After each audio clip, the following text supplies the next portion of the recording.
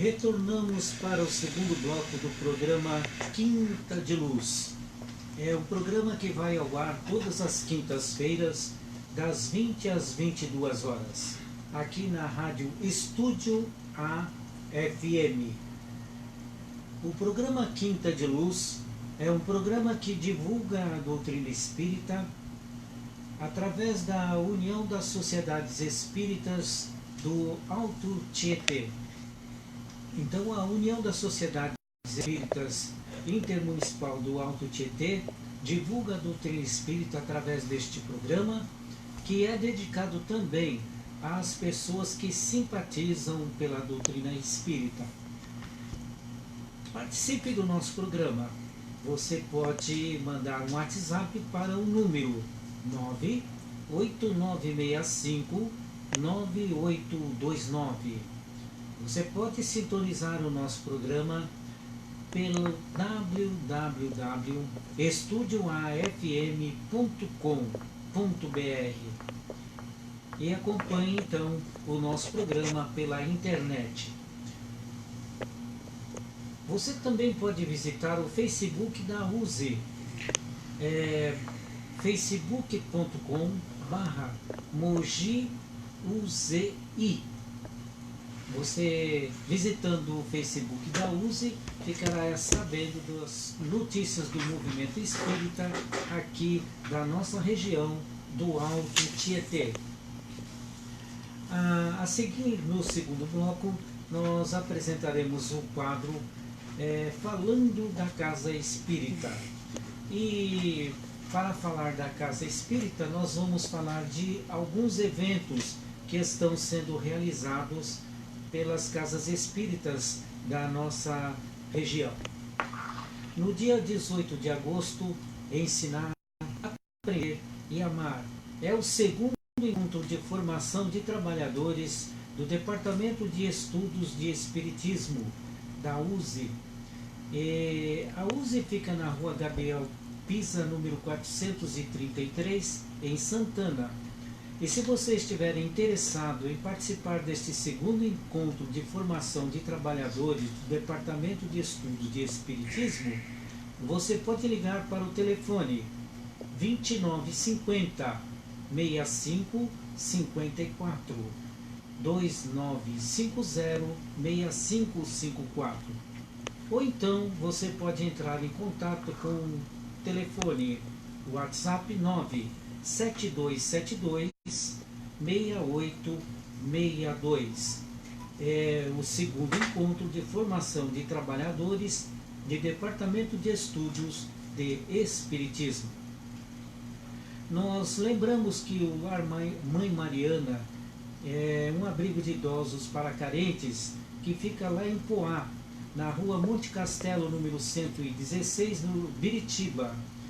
O Lar Mãe Mariana, atendendo estes idosos, está necessitando de colaboração, de ajuda para poder manter o seu trabalho. Você pode entrar em contato com o Lar Mãe Mariana pelo telefone 4638-1475 ou pelo telefone 4638-7217. Você pode ainda diariamente fazer uma visita aos idosos do Lar Mãe Mariana e você ficará conhecendo o trabalho que eles realizam no horário das 13 às 17 horas. Então, na rua Monte Castelo 116, lá em Biritiba, em Poá. Em Poá. Isso, pode falar. Em Poá. Isso. E nós temos aqui ainda um recado do Recanto de Luz, Irmã Sheila. O médium Edson Barbosa e sua equipe estará presente lá no dia 10 de agosto deste ano, na Rua Áustria, número 57, Jardim Alvorada, em Ribeirão Pires. Então, Recanto de Luz, Irmã Sheila, dia 10 de agosto, o médium Edson Barbosa e sua equipe. Nós lembramos que a Associação Beneficente Vinha de Luz, que fica em Suzano, está realizando 2 cursos. O curso auxiliar administrativo que funciona terça, quarta e quinta-feira no horário das 19 às 22 horas. Você pode fazer inscrição para o curso auxiliar administrativo pelo telefone 4759-2291 no horário das 19 até as 20h30 de segunda a quinta-feira. Então, o curso auxiliar administrativo. E também estamos começando a realizar, já foram realizadas 2 aulas do curso preparatório para Enem e para concursos. As pessoas interessadas podem comparecer lá no Vinha de Luz aos sábados no horário das 9 até as 16 horas. Então, estes são os avisos que nós temos para esta quinta-feira, esta quinta de luz. Então, vamos continuar aqui falando da Casa Espírita, e nós vamos passar então a palavra para o José, o Cícero, que está encarregado de falar dessa segunda parte. Na semana passada, falamos que em dias de reuniões públicas, o acesso a um centro espírita é franqueado a todos. Normalmente, nesses dias, são realizados trabalhos de exposição doutrinária e de aplicação de passes. Podemos observar que nesses trabalhos ocorre ao centro um grande número de pessoas, o mesmo não se verificando nos dias de estudo doutrinário ou mediúnicos. As palestras proferidas giram em torno dos livros básicos da codificação, sendo utilizados outras obras complementares como subsídio para as argumentações. Os passes, por sua vez, são ministrados da forma a mais variada possível pelas casas, ou seja, cada uma escolhe um critério para os movimentos, que podem ser individuais ou coletivos. Quando se vai a vários centros, pode-se perceber a diferença de rotinas de trabalho que são estabelecidas. Os formatos de trabalho diferem na prática, porém, há uma unidade manifesta na linguagem espírita, que é uma só. Nós que somos espíritas, que já temos a convicção, a certeza dessa interação com o mundo espiritual, embora esse intercâmbio nós sabemos que existe desde que o mundo é mundo. Nós estávamos comentando aqui no intervalo até que Moisés proibiu a comunicação entre os mortos, porque proibiu o que era possível já naquela época. Vemos tantas passagens do Evangelho, Jesus expulsando os demônios. Obviamente nós sabemos que Jesus, na sua bondade, não expulsou ninguém. Na verdade, Jesus, com a sua condição moral, com o seu conhecimento, realmente doutrinava os espíritos obsessores daquela época. Então, essa interação existe desde que o mundo é mundo. E nós, esse é um diferencial que nós temos a certeza nas casas espíritas. Nós contamos com a proteção dos espíritos superiores, que fazem toda aquela proteção da casa, seleciona aqueles espíritos desencarnados que têm condições de adentrar a casa, que não vão bagunçar. Então, um trabalho bastante criterioso e uma proteção muito grande por parte dos espíritos superiores que dirigem cada instituição. Então, esse é um diferencial. E nós, na condição de trabalhadores da casa espírita, se nós quisermos minimizar o sofrimento dos nossos irmãos em nome de Jesus, com todos os recursos que as casas oferecem, algumas coisas nós não podemos deixar de realizar. Por exemplo, em primeiro lugar, a recepção fraterna. Porque muitas vezes nós ouvimos, nós falamos que nós chegamos até a casa espírita ou pelo amor ou pela dor. Na maioria das vezes nós chegamos à casa espírita pela dor. Seja a dor física, seja a dor psíquica, a dor moral, seja ela qual for. Mas dificilmente nós vamos até uma casa espírita por amor. Então, essa recepção fraterna, nós chamamos a pessoa pelo nome, falamos da casa, falar dos trabalhos, a pessoa se sentir acolhida. Porque muitas vezes a pessoa chega numa casa espírita e fica vários anos nós não vimos nem o som metálico da sua voz. Então essa recepção é importante, porque muitas vezes nós chegamos na casa espírita em desequilíbrio, sofrendo obsessão, o nosso melindre está lá no topo. Então, muitas vezes a gente tem que ter tato para falar com essas pessoas, que muitas vezes somos nós, porque qualquer coisinha a pessoa não volta nunca mais. Então a pessoa não está bem. Então isso é uma coisa importante. Outra coisa que a maioria das casas oferece, como está aqui no texto, são passes, são água fluidificada, cromoterapia, trabalho de desobsessão. Então todas as casas que oferecem esses trabalhos são bem-vindos, necessários até para o reequilíbrio de nós que frequentamos a casa espírita.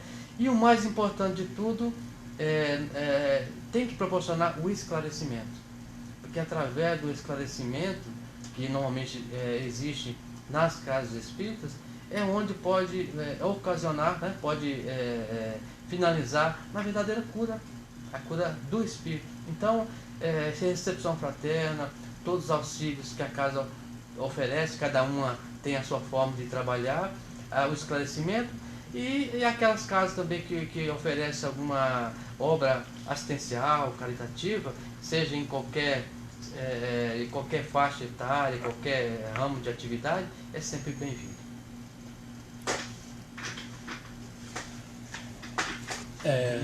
Todos nós, quando nós vamos numa casa religiosa, vamos dizer assim, nós falamos da doutrina, o Cícero falou muito bem aqui, sobre o centro espírita, mas vamos falar de nós. Se nós formos ver, nós fomos educados aí uma vez na igreja, ou na religião que nós fomos criados nela, educados, e a partir daí nós vamos indo, de repente nós começamos a questionar aquilo que está sendo falado. Questionar, e como a vida, como o mundo, o planeta Terra é uma escola, nós temos lições a aprender. E muitas vezes nós não conseguimos respostas para aquele momento que nós estamos passando, para aquela experiência que nós estamos passando. E aí chega um momento, eu falo, poxa, mas eu falei com fulano, falei com ciclano, e eu quero uma resposta para a situação que eu estou vivendo. Pode ser um filho doente, ou um relacionamento que termina, ou uma doença. Alguma coisa está acontecendo e eu não estou obtendo respostas para esse momento, para esse aprendizado que eu estou tendo. Aí eu começo a procurar uma religião. Vou na igreja A, B, C, vou no centro espírita tal, vou em tudo quanto é lugar procurando. Porque, na verdade, não é uma dor física, algumas das vezes, mas é uma dor moral, que está doendo lá na alma, no espírito. E aí nós queremos a resposta. E é aonde que nós buscamos essa resposta? Em todas as casas religiosas. E aí, a que der a resposta mais aceitável para nós, no nível evolutivo em que nós nos encontramos, lá nós ficamos. Por quê? Nós ainda não temos condições de raciocinar se está certo ou não. Devido ao quê? Devido ao momento difícil que eu estou vivendo. Aí eu vou lá, começo a frequentar, começo a me inteirar, começo a me equilibrar. Porque na verdade o que nós buscamos é um equilíbrio. E esse equilíbrio, a casa que me der esse equilíbrio, lá eu fico um tempo, fico 1 ano, 2 anos, 10 anos, 20 anos. Daqui a pouco eu acordo, porque a vida continua. E eu vou questionar novamente uma dificuldade que eu estou tendo. Pô, mas essa resposta que eu tive há 30 anos atrás não me serve mais. Eu preciso de outra resposta. Aí eu vou começar a fazer minha peregrinação novamente.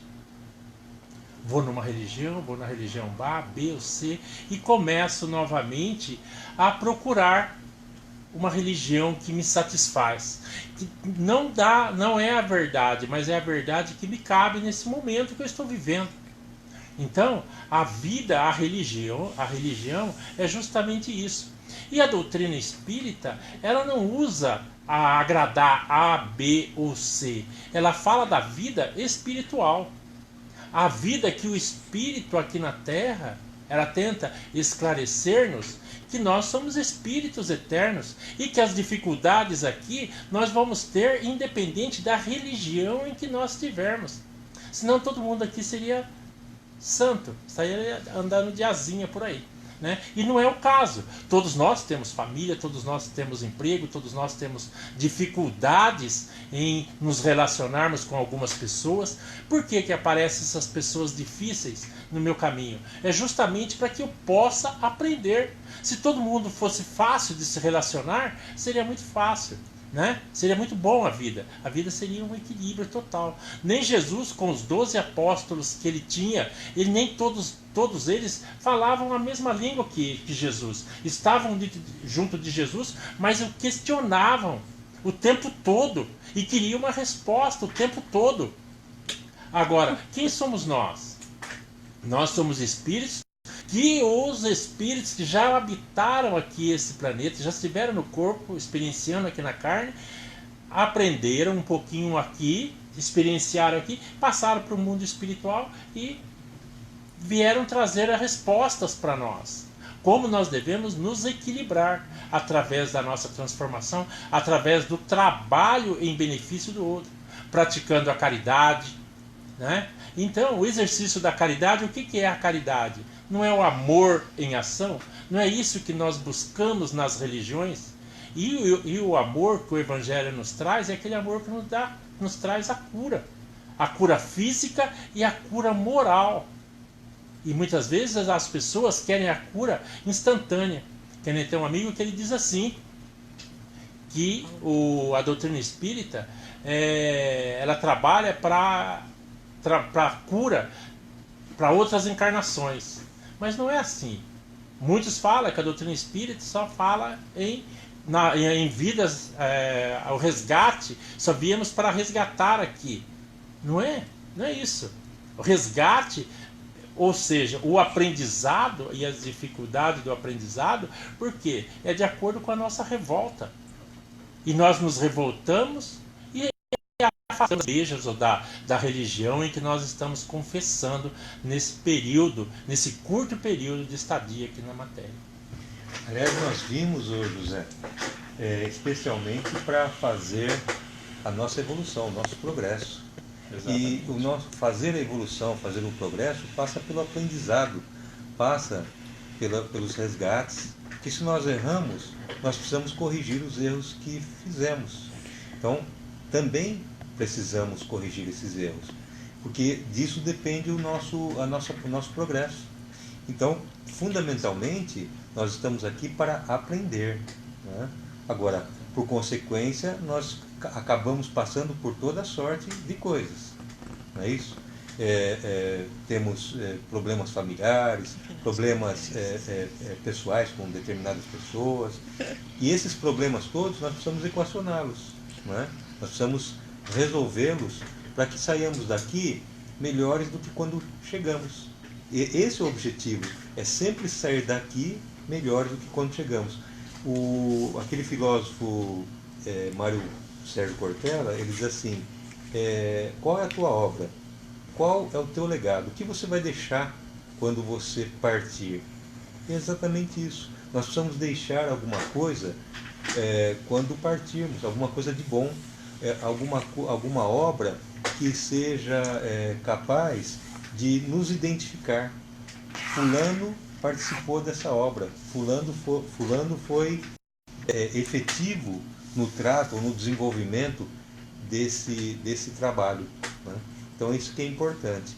Agora, o que me chama a atenção nesse texto é exatamente a questão dos trabalhos. Né? Então, quando nós estamos falando exclusivamente da casa, não exclusivamente, mas em especial da casa espírita, até existe uma charge, não sei se vocês chegaram a ver já, que em dias de passes a casa está lotada. E daí, num outro quadrinho da charge, dias de estudos, a casa está, né, com um número bem reduzido de pessoas.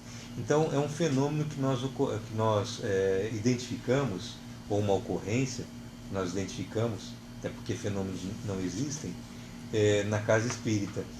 E aí alguém pode dizer assim, poxa, então a casa espírita não motiva as pessoas a estudarem, né? Nós motivamos sim. As pessoas são bastante esclarecidas na necessidade de estudarem. Não só lerem, como nós já falamos aqui muitas vezes, mas estudarem. Efetivamente, estudarem para aprender. E o estudo não passa só pela leitura, mas passa também pelas discussões. Então, quando nós estamos num trabalho de estudos, nós temos essa possibilidade de discutirmos os pontos que não conseguimos entender, ou que entendemos de uma maneira diversa, porque às vezes tudo aquilo que é dito, existem várias óticas, vários ângulos para serem discutidos.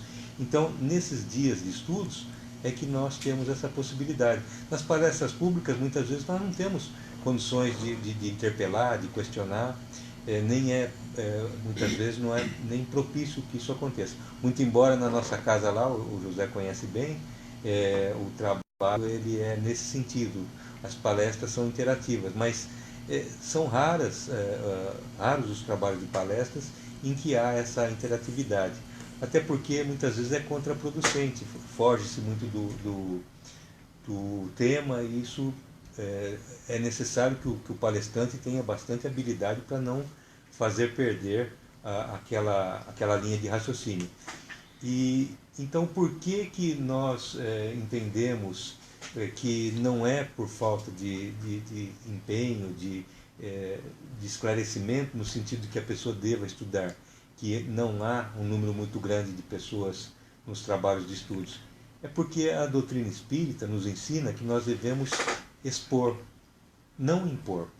Então nós não podemos impor a quem quer que seja a necessidade do estudo. Cada qual a seu tempo vai sentindo a necessidade de se aprofundar um pouco mais na doutrina e, por consequência, acaba se integrando a um grupo de estudos. Então essa parte é a parte que a pessoa vai buscar um esclarecimento, mas também nós temos o fato de ser também preventivo, né? Enquanto você ouve as palestras, enquanto você participa dos cursos doutrinários, né? Então essa é uma medida preventiva do ponto de vista moral, né? Para que através das nossas atitudes nós possamos então, com estas atitudes sendo melhoradas passo a passo, nós vamos então nos reformando intimamente. E essa reforma íntima que é o grande convite que a doutrina espírita nos faz. Antes de passar para o José, eu quero registrar aqui a participação de Adma Evanoi e também da Mônica do Mugilar. José? O Calixto falou muito bem. O que acontece hoje nas universidades? Começa uma sala com 50 alunos, termina com quantos? E o brasileiro, o ser humano, não vamos dizer o brasileiro, o ser humano, ele ainda tem dificuldades quando fala em estudo. Falou em estudo, ele já pensa, puxa vida, quanto tempo? Na nossa casa, nós temos uma programação de estudo de 13 anos. Uma programação, não quer dizer que você vai fazer um curso de 4 anos, depois mais um de 3, depois mais um de 2, depois mais um de 3. Então você tem mas já é uma programação de 13 anos. E começa com 10, 20, 30 alunos. Quando começa com 30, pode contar, no final termina com 7, 8. E quando termina com 8, nós já achamos, tá bom. Mas deveria terminar com aumentando. Não, mas as pessoas vão se afastando. Por quê? O estudo nos traz responsabilidade. E o conhecimento faz com que nós, poxa vida, eu tenho que fazer. Então o problema do estudo é justamente isso. Enquanto nós não estudamos, eu somente sou um trabalhador, não sou um estudante. E eu não conheço, porque eu só vou lá para trabalhar, né? Então quando as pessoas começam a estudar, ela começa a adquirir conhecimento, trabalhar com mais eficiência, e ali ela é muito mais produtiva e sofre menos, e aí está a cura dela. Enquanto ela não entender a necessidade do estudo que leva à cura, conhecereis a verdade, e a verdade vos libertará. Libertará do quê? Da ignorância, do sofrimento, que lhe causa muitos dissabores na vida. Muito bem.